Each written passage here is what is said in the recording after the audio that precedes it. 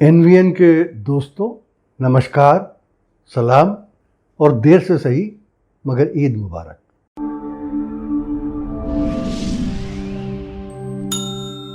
दोस्तों, आज मैं आपको कुछ बताने के बजाय आपसे कुछ पूछना चाहता हूँ। आप लोग सब समझदार हैं, हर चीज़ से वाकिफ़ हैं, जानकार हैं। आज मैं आपसे ये पूछना चाह रहा हूँ कि आखिर इस देश में हो क्या रहा है? What is happening in this country? मेरी तो समझ में नहीं आ रहा है। दोस्तों, मैं आपसे पहले भी बता चुका हूँ कि मेरी जर्नलिज्म की एज 50 साल से ऊपर है। मैं आपको ये भी बता चुका हूँ कि मैंने 1975 की इमरजेंसी देखी नहीं है, झेली है। झेली इस तरह से है कि मुझे याद है उस ज़माने में लखनऊ की बारादरी में एक मुशायरा हुआ था, जिसमें मैं भी था। मुशायरे को प्रेज़ाइड कर रहे थे यूनुस खान, जो इंदिरा गांधी के बहुत करीबी थे। मैंने उस मुशायरे में इमरजेंसी के ख़िलाफ़ गज़ल पढ़ी थी। मुशायरा ख़त्म हुआ, हंगामा मच गया उसकी वजह से, और यूनुस खान वहाँ बैठे हुए थे, वो भी लाल पीले हो गए। तो मुझे अरेस्ट तो नहीं किया गया, लेकिन जब तक इमरजेंसी रही तब तक मेरे सर पर अरेस्ट होने की तलवार लटकती रही। उस इमरजेंसी में जहाँ एक तरफ ये था, वहाँ दूसरी तरफ कुछ ऐसी बातें भी थीं जिनसे जनता खुश थी। मिसाल के तौर पर स्मगलिंग बहुत कम हो गई थी, तकरीबन ख़त्म हो गई थी। ट्रेनें टाइम पे चलने लगी थी। मुंबई में रियल एस्टेट के भाव इतने गिर गए थे कि जिनके पास थोड़ा बहुत पैसा भी था, उन्होंने अपने मकान ख़रीद लिए थे। तो जनता खुश भी थी। तो सबको मालूम था, जो अच्छा हो रहा था वो भी मालूम था, और जो बुरा हो रहा था वो भी मालूम था। आज क्या हो रहा है किसी को मालूम ही नहीं। मुंबई के विरार से एक ट्रेन चलती है गोरखपुर के लिए, पहुंच जाती है रावरकीला, उड़ीसा। एक ट्रेन चलती है सूरत से सीवान के लिए, पहुंच जाती है बेंगलुरु। एक चलती है सूरत से कहीं और के लिए और पहुंच जाती है महाराष्ट्र। एक ट्रेन चलती है जो अपने डेस्टिनेशन पर बिहार में पहुंचती है 9 दिन बाद। और पहले जब ये हुआ कि ये ट्रेन उड़ीसा पहुंच कैसे गई, तो एक अजीब बात कही गई कि ड्राइवर रास्ता भूल गया था। अरे भाई, एक बच्चा भी जानता है कि ट्रेन तो रेलवे ट्रैक पे चलती है, रेल की पटरियों पे चलती है, और रेल की जब पटरी बदलती है तो वो ड्राइवर नहीं बदलता है, वो स्टेशन से बदली जाती है, वहाँ से कंट्रोल होती है। तो रास्ता कैसे भूल गया? लेकिन हमारे जो रेलवे मिनिस्टर हैं वो इतने बिजी हैं कि आधी रात तक ट्वीट्स लिखते रहते हैं। उनको पता ही नहीं कि उनके रेलवे में हो क्या रहा है। तो ये तो मैंने कभी अपनी 70 साल की हिंदुस्तान की आज़ादी के बाद सुना ही नहीं कभी कि ट्रेन रास्ता भूल गई। ऐसी ऐसी बातें हो रही हैं जो हमने कभी सोची भी नहीं थी, सुनी भी नहीं थी। और उन बातों में एक तो ऐसी बात है कि जो बिल्कुल मेरी समझ में आ ही नहीं रही। अभी ये मालूम हुआ कि चीनी आर्मी लद्दाख में 4-5 किलोमीटर अंदर घुस आई। 5000 सैनिक चीनी अंदर आ गए हैं। और यानी इसका मतलब ये हुआ कि लद्दाख के जिस एरिया पे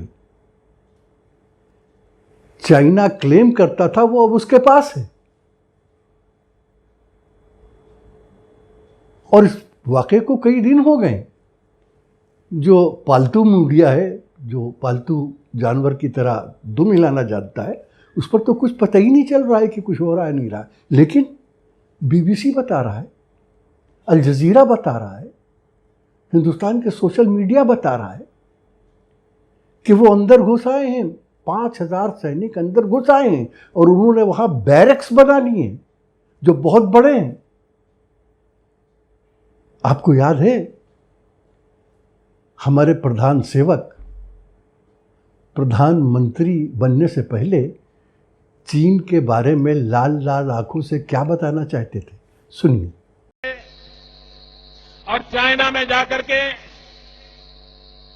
चाइना के साथ उनकी इन जो हरकतों के खिलाफ आवाज उठानी चाहिए थी, लाल आंख कर करके चाइना को समझाना चाहिए था।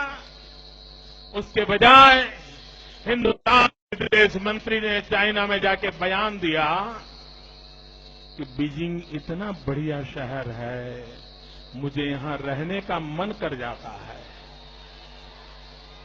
डूब मरो मेरे देश की सरकार चलाने वालों, डूब मरो, आपको शर्म आनी चाहिए। और आज जब वो घर के अंदर घुस आए हैं, न प्राइम मिनिस्टर कुछ बता रहे हैं, न वो अमित शाह कुछ बता रहे हैं, जिन्होंने लोकसभा में खड़े होकर छाती ठोक के कहा था कि वो अक्साई चिन चाइना से और पीओके पाकिस्तान से छीन कर ले आएंगे। कुछ बोल ही नहीं रहे। डिफेंस मिनिस्टर कुछ बोल ही नहीं रहे। फॉरेन मिनिस्टर कुछ बोल ही नहीं रहे। इतना बड़ा जो पूरी सिक्योरिटी का चैलेंज है हमारे कि हमारे अंदर वो चीन के फौजी घुसे हुए हैं और हम बिल्कुल चुप हैं, कुछ कह ही नहीं रहे। न ये बता रहे हैं कि हम उन्हें निकालने के लिए क्या कार्रवाई करेंगे, न हम ये बता रहे हैं कि हम इस सिलसिले में बाकी दुनिया को अप्रोच करके और उनसे कह रहे हैं कि चाइना से कहे कि वो निकल जाए। ये वाकया तो उतना ही बड़ा है जितना 1990 में कारगिल का वाकया था, जब पाकिस्तानी फौजी अंदर घुस आए थे, कारगिल के अंदर घुस आए थे, जो हिंदुस्तान का हिस्सा है। लेकिन उस वक्त अटल बिहारी वाजपेयी ने क्लिंटन को अप्रोच किया था, उस वक्त के अमेरिकन प्रेसिडेंट क्लिंटन को अप्रोच किया था। और क्लिंटन ने, सारी दुनिया जानती है, तो ये हिस्ट्री का हिस्सा है कि क्लिंटन ने नवाज शरीफ को टेलीफोन करके ये कहा था कि कारगिल से फौजें फौरन हटाई जाएं, और कारगिल से फौजें हटाई जानी पड़ी थी। आज तो कुछ भी नहीं। मोदी जी कहते हैं कि ट्रंप उनके पर्सनल फ्रेंड हैं, उनको बचाने के लिए तो वो अमेरिका भी चले गए थे, और वहाँ उन्होंने अब के बाद ट्रंप सरकार का नारा भी लगाया था। फिर उन्हें अहमदाबाद बुलाकर नमस्ते भी की थी, नमस्ते ट्रंप, जिसकी वजह से आज अहमदाबाद का बड़ा हिस्सा कोरोना में मुब्तला हो गया है।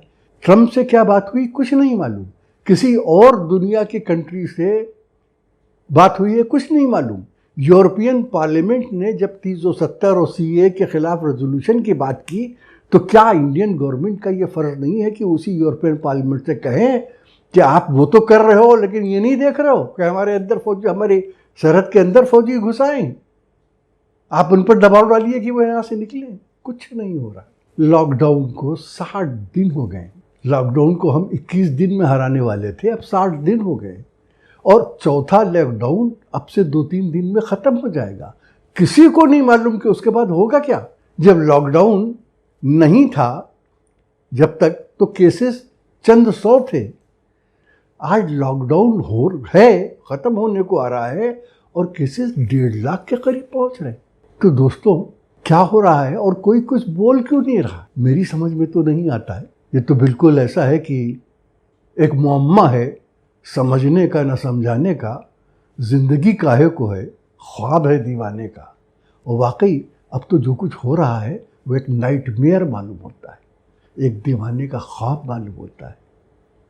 दोस्तों, मुझे नहीं मालूम कि देश में क्या हो रहा है। आपको अगर मालूम हो तो मुझे बताइए। आप जब मुझे बताएंगे तो मैं कोशिश करूँगा समझने की, जानने की, क्या हो रहा है, क्यों हो रहा है, कब तक होता है। ये जो आज सूरत हाल है, ये जो आज कंडीशन है दोस्तों, अभी अगला इलेक्शन 1923 में होगा। 4 साल तक क्या ऐसे ही हालात चलते रहेंगे? ये तो बड़ा सितम होगा। 4 साल तक हमें इंतज़ार करना पड़ेगा कि हम इसी तरह से जिए, इन्हीं हालात में जिए, यही पूछते रहें कि आखिर हो क्या रहा। तो मैं यही बताना चाहता था, जानना चाहता था कि इस देश में क्या हो रहा है। मैं समझता हूँ आप भी ये जानना चाहते होंगे कि इस देश में हो क्या रहा है।